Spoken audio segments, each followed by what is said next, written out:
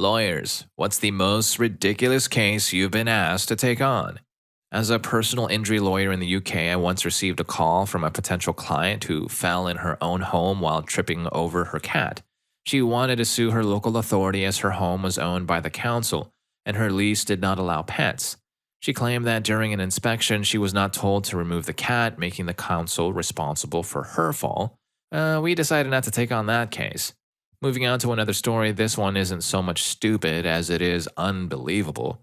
A colleague's girlfriend filed for divorce a few weeks ago, despite them not being married and common law not applying in Washington state. They had lived together for 5 years, but there were no kids involved and they were never engaged. She left him a few months ago, and now, in this so called divorce, she wants him to leave his house so she can move back in and demands he pay her $2,800 a month. I referred him to a divorce attorney who was likely to represent him. The situation is quite baffling. And yet, another story, I encountered a man who wanted me to handle his road traffic accident personal injury claim. He had written a poem about the accident in Yoruba and insisted on reading it to me before discussing his case. The challenge was that I don't speak Yoruba. It was the first time I had even heard of the language, which is West African in origin, and it was clear that I am not from a West African background. I attempted to explain this to the man, but he became agitated and insisted on reading his poem. I relented, and it took him nearly 20 minutes to finish. Afterward, he sat back with a big smile, confident that I would take his case. However, when I began asking questions about his claim, he refused to answer, stating that the poem contained all the necessary information. In the end, I had to ask him to leave as he was just wasting my time. He did, but not before spending an hour outside my office reciting his poem to no one in particular over and over again. That's quite the lineup of unusual cases they've dealt with. It's always interesting, no, to hear about different ways different people interpret their rights and responsibilities, especially when it comes to something as unexpected as tripping over your own cat leading to a potential lawsuit. Story 2. One client wanted to file a lawsuit because her fruit salad from the supermarket didn't contain strawberries, despite the package not mentioning them in the first place. Fortunately, a secretary screened the call and gently pointed out that the expectation was unwarranted. It's amazing how some people navigate daily life with such misconceptions. In another incident, a man approached us with the intention of initiating a class action lawsuit against the manufacturer of his tidy whities. He was convinced that they were the cause of his physical anomaly. He was certain that once the jury saw the evidence, they would rule in his favor. Needless to say, we declined to pursue this case. Another instance was when a woman called requesting our services to sue her neighbors for practicing voodoo against her. She claimed to have psychic powers that reveal their actions. While respecting her beliefs, we declined to take on her case too. And one time, an individual contacted us with a pretty unique claim.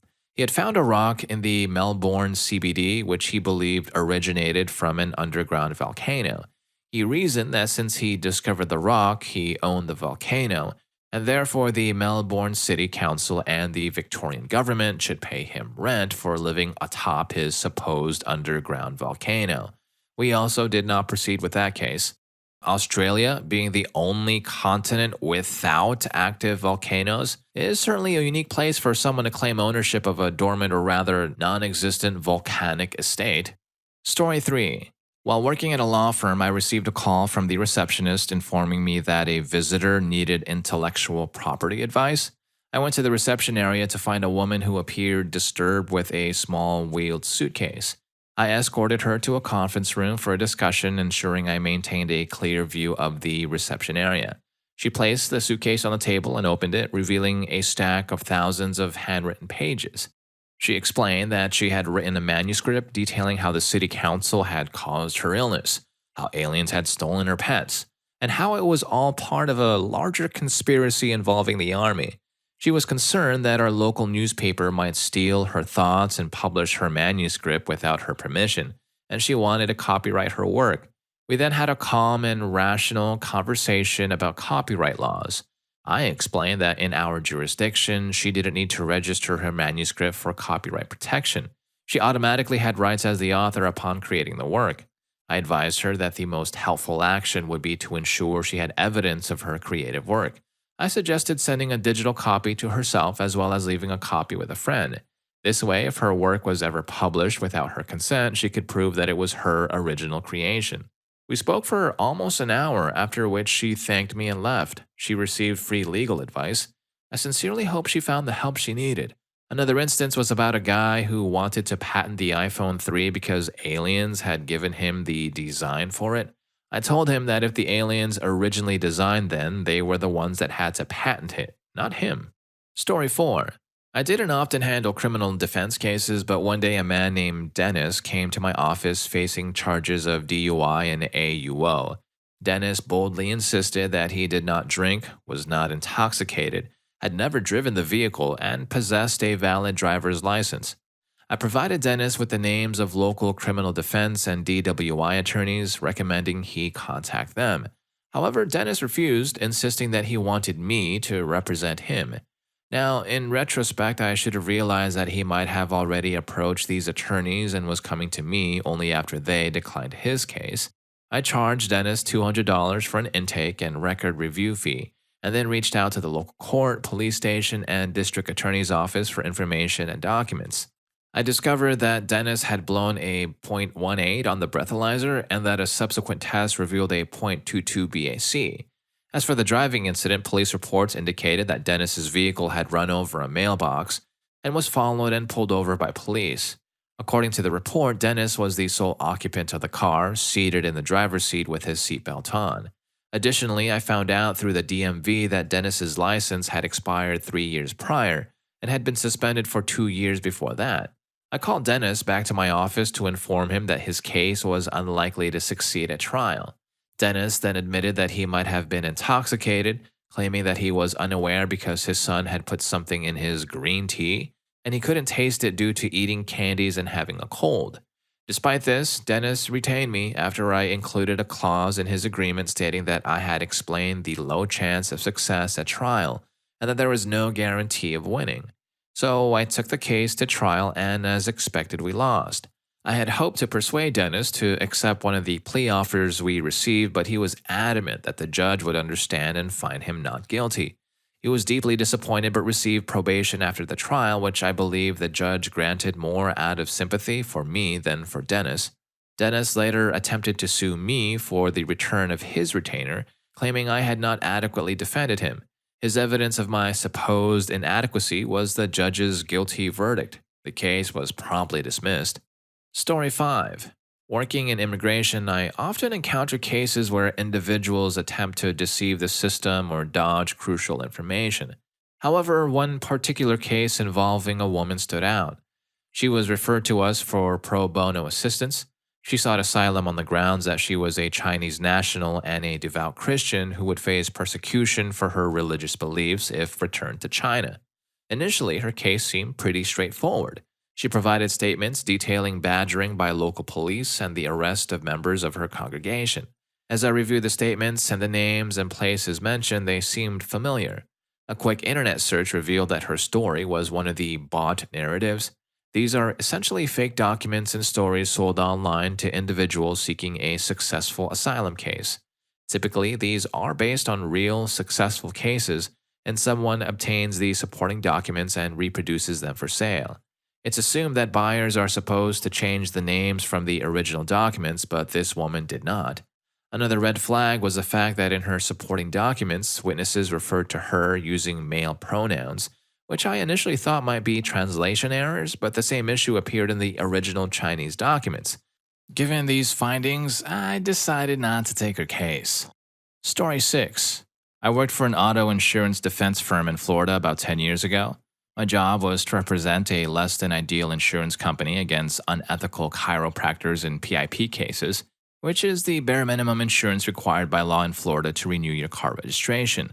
It's a chaotic process with a maximum coverage of $10,000. Ambulance chasers often encourage people to visit specific chiropractors who then charge up to $9,999 for treatment, claiming to have cured the client. While the clients enjoy free massages, it's a system that's ripe for exploitation. The conflict usually arises when the chiropractor submits the bills and the insurance company refuses to pay. The chiropractor then sues, and there are countless such cases ongoing at any given time. By law, if the chiropractor recovers any money, they're entitled to attorney's fees, making these cases lucrative for plaintiffs' attorneys. The insurance company typically requests the medical records, conducts a review, and brings in competing expert witnesses to challenge the bills, often reducing them by a few $1,000s. However, the cost of doing so is also significant. Meanwhile, the chiropractors get paid, and both the plaintiffs and defense attorneys, as well as the medical experts, profit handsomely from relatively little work. The insurance company simply passes these costs on to the consumers. It's a nonsensical system, but for a young attorney looking to gain experience in civil litigation defense, it was an opportunity. Occasionally, the insurance company would opt for a trial to make a point, establish a precedent, or simply to inconvenience the opposing counsel. They would spend $40,000 or more on a case that could have been settled for $3,000 to $6,000. One such case was the final straw for me. The insured was a young woman of color from a low-income background. She was involved in a low-speed collision at a four-way stop when an on-duty police officer rear-ended her. The woman was pregnant at the time. The officer, recognizing the potential for injury, called an ambulance, and she was taken to the hospital to ensure both she and the baby were unharmed. Fortunately, they were both fine, and she gave birth without any complications. However, she visited a chiropractor after the accident and incurred the typical $10,000 in bills. The insurance company wanted to go to trial, arguing that she wasn't hurt in the accident and was only seeking post-childbirth massages. We were astonished by this approach. The company wanted us to subpoena this young, single mother, put her on the stand, and somehow get her to admit she wasn't hurt, implying her discomfort was just woman pains. They also wanted us to subpoena the police officer who hit her and have him testify that taking her to the hospital was an unnecessary overreaction due to the low speed of the accident, essentially asking a cop to cover his own actions. It was clear how poorly this would reflect on us in front of a jury. After a week of debate, the company finally agreed to settle. I quit soon after that. Now I own a brewery because being a lawyer was just too disheartening. It can be a tough spot to be in as a young attorney, especially when the cases like these can have such personal and ethical implications. Now, if you're enjoying the video or at least learning a bit or two from it, please don't forget to hit that subscribe and like button for more videos just like this. On to the next story. Story 7. In 2016, I drafted a will for a close friend. The will itself was standard, but his situation was quite unusual. He and his wife had gone through a bitter divorce in 2011. And despite her receiving a significant portion of his retirement as a retired military member, she purchased a house in her name in 2013. Surprisingly, he moved in with her in late 2015. By late 2016, during our counseling session, I learned several peculiar details. A. He slept on the couch. B. He paid her rent every month. C. Their work schedules were so different that they rarely saw each other. And D. They wore wedding rings and referred to each other as husband and wife, although they had not remarried. This was all quite strange, especially since my state recognizes common law marriage, and they met two of the three requirements. They lived together and presented themselves as a married couple. The third requirement, the intention to be married, was less clear, but one of them could potentially argue that it was their intention.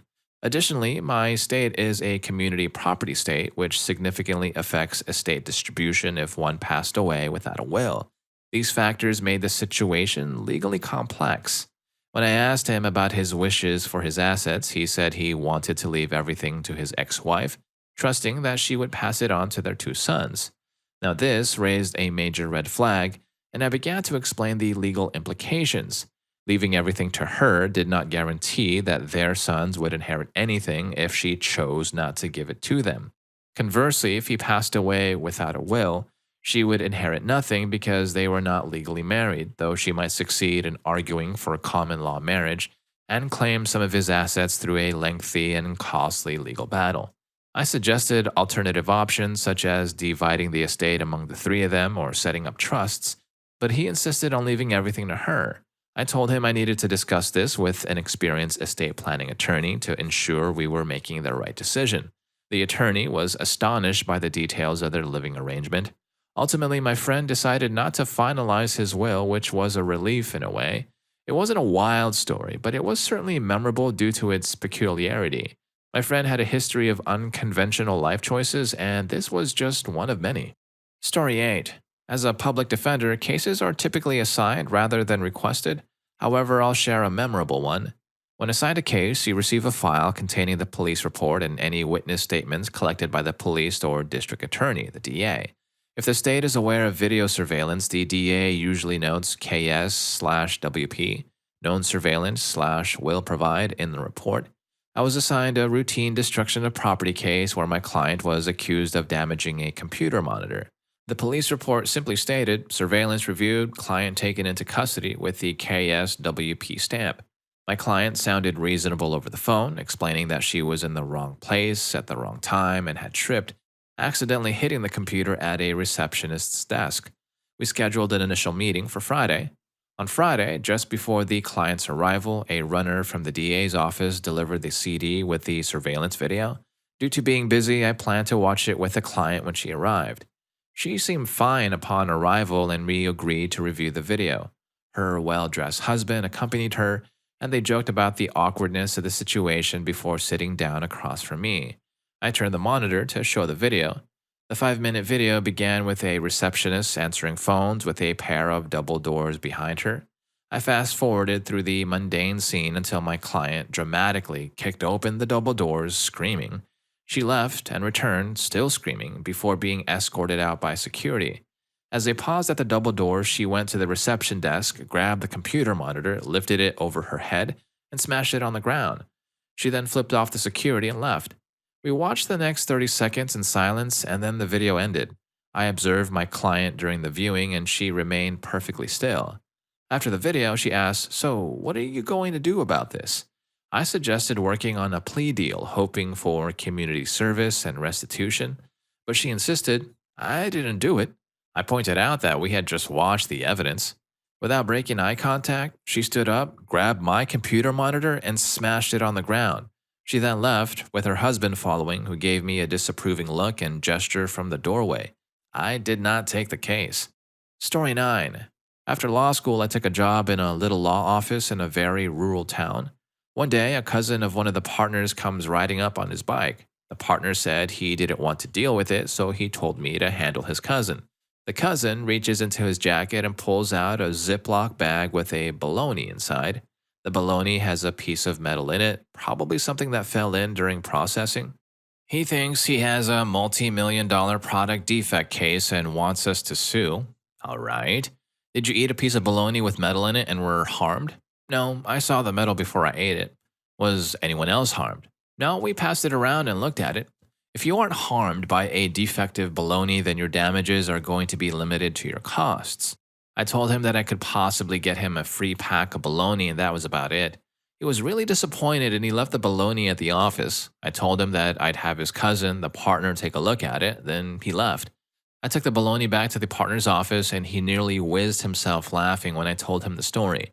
The secretaries came in to see what was up and everyone just lost it. That was a fun day. The baloney went into the freezer at the firm and, as far as I know, it's still there. Story 10.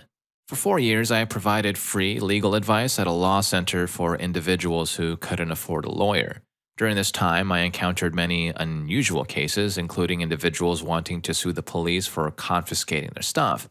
One case that stands out involved a middle-aged woman who wanted to sue a scaffolding company. The company had set up scaffolding next to her property while working on a neighboring house. She claimed that this scaffolding allowed a burglar to enter her home and steal valuable items from her bedroom. I wasn't entirely sure about the legal basis for her claim, so I asked her what was stolen. Without hesitation, she listed high-end items such as Gucci handbags, designer pens, and sunglasses, totaling over £50,000. This raised questions as I, a finance lawyer, couldn't afford such luxuries, and she was seeking help at a pro bono law center for those unable to hire a lawyer. I inquired about her occupation and she revealed that she had been unemployed for 18 years, living on benefits in a council flat. I asked if she had receipts for the stolen items, but she had none. No bank statements or photos of her with the items either. She claimed they were gifts from a friend. When I suggested asking this friend for proof of purchase, she said the friend had recently passed away. I shifted the conversation to how she knew the burglar entered through the window. She insisted it couldn't have been through the door because she had 3 heavy-duty locks installed. The reason? Her son and his friends often stole from her. I explained that the law center only handled small claims capped at £5,000. She immediately switched her claim to the maximum amount. I then outlined the challenges in her case, proving ownership of the stolen items without evidence and the complication of her son's activities. Given these issues, we couldn't take on her case as we had limited resources and needed to focus on the strongest claims. She became irate, accusing me of calling her a liar. I remained calm and ignored her outburst. She eventually left and I closed her file, ensuring she wouldn't be given another appointment. Justice was served. Alright, if you liked any of these stories, here's more of them. YouTube thinks you're going to love this. I'll catch you in that video.